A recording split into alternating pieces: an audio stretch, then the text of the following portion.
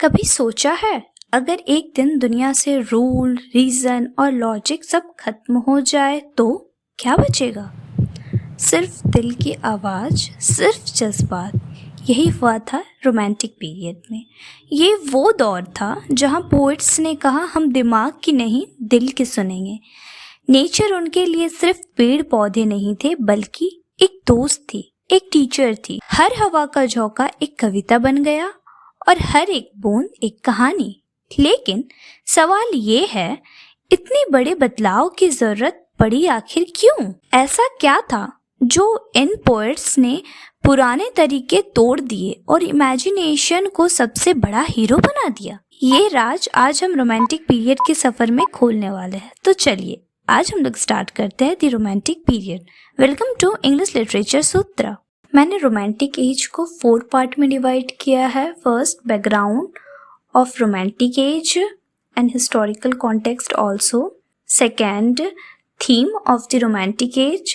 Third, impact of romantic age and last, major poets and their works. Background. 18th century के end में दुनिया बदल रही थी। रोमांटिक पीरियड शुरू होने से पहले इंग्लैंड में था इंडस्ट्रियल रिवॉल्यूशन। इंडस्ट्रियल रिवॉल्यूशन ने शहरों को धुआं, मशीन और फैक्ट्रीज से भर दिया था। इंसान अपनी रूट्स, अपने नेचर, अपने इमोशन से दूर हो रहे थे। ऊपर से फ्रेंच रिवॉल्यूशन जो कि 1789 में हुआ था यूरोप की हवा बदल दी थी। लिबर्टी, इक्वालिटी, फैटर्निटी, ये नारे हर तरफ गूंज रहे थे। लोग ऑथोरिटी और ट्रेडिशन के खिलाफ खड़े हो रहे थे और इन्हीं सब के बीच में बर्थ हुआ था एक नई लिटरेरी मूवमेंट का, रोमांटिसिज्म। रोमांटिक राइटर्स ने कहा हम मशीन नहीं, हम इंसान हैं। हमें नेचर चाहिए, हमें इमोशन चाहिए, हमें इमेजिनेशन चाहिए। ये था उनका रिविलियन, एक साइलेंट रिवॉल्यूशन जो सिर्फ किताबों और कविताओं में लिखी गई, लेकिन जिनसे दुनिया का नजरिया हमेशा के लिए बदल दिया। रोमांटिक एज की शुरुआत फ्रेंच रिवॉल्यूशन के बाद हुई थी। पुराने सोशल और पॉलिटिकल सिस्टम को तोड़कर इक्वालिटी और फ्रीडम की सोच ने यूरोप को बदल दिया। इंडस्ट्रियल रिवॉल्यूशन भी इस दौर में मशीन, फैक्ट्रीज और अर्बनाइजेशन बढ़ने लगी। लेकिन इसी सब के बीच इंसान अपने अंदर की आवाज, अपनी इमेजिनेशन और अपने इमोशन को खो रहे थे। ऑफिशियली रोमांटिक एज की शुरुआत 1798 में मानी जाती है, जब विलियम वर्ड्सवर्थ और सैमुअल टेलर कॉलरिज ने मिलकर लिरिकल बैलेट पब्लिश किया। ये एक छोटी सी पोएट्री कलेक्शन थी, लेकिन इसने लिटरेचर को पूरे दौर से बदल दिया। वर्ड्सवर्थ ने कहा poetry is a spontaneous overflow of powerful feeling recollected in tranquillity. हम लोग चलते हैं रोमांटिसिज्म के थीम्स में। First, nature as a living spirit.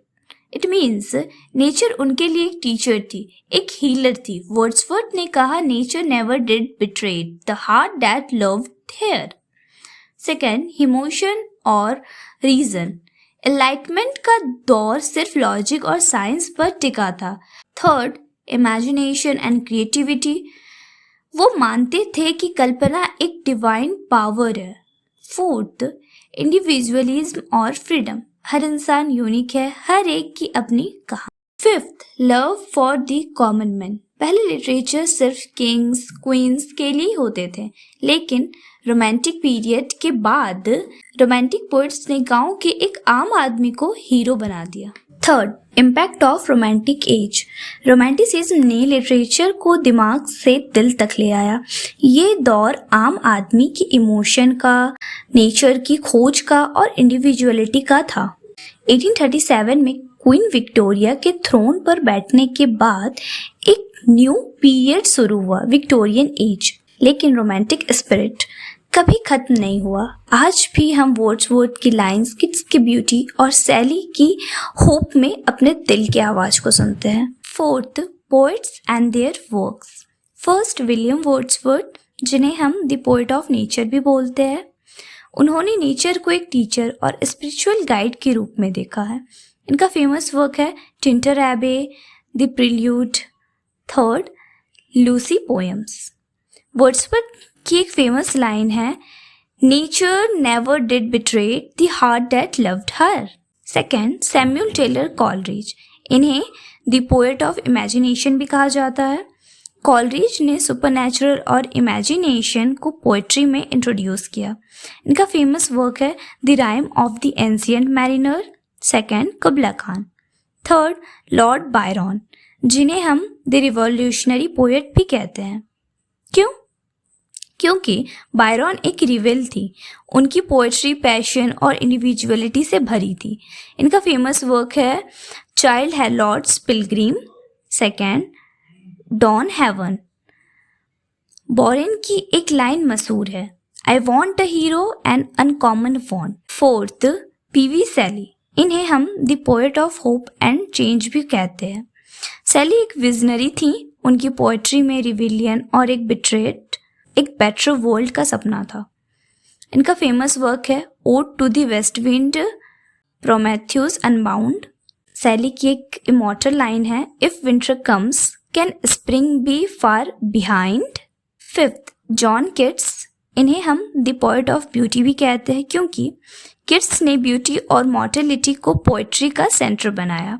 इनका फेमस वर्क है ode to a nightingale. Second, ode on a Grecian urn. Third, to autumn. इनकी एक अनफॉरगेटेबल लाइन है, a things of beauty is a joy for ever.